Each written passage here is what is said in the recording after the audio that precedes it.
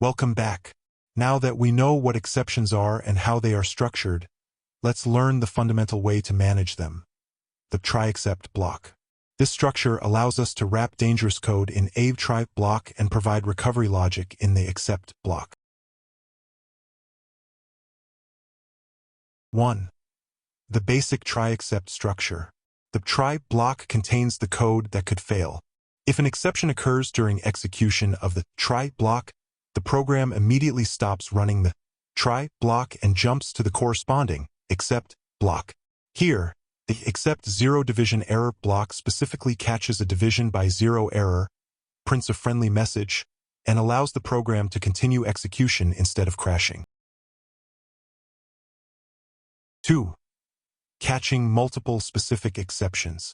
You can chain multiple except blocks to handle different types of exceptions.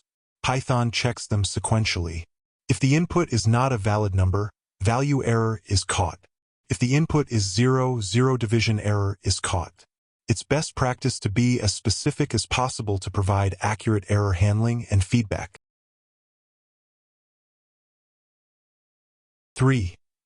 Catching exceptions by type tuple. If you want the same recovery logic for several different exceptions, you may list them in a tuple inside a single except statement. This makes your code cleaner and avoids repetition, though the error message here is less specific. 4. Accessing the exception object. We can capture the actual exception instance using the keyword as. This assigns the error object to a variable, usually eg. This allows us to print the specific error message provided by Python, which is useful for debugging and detailed logging.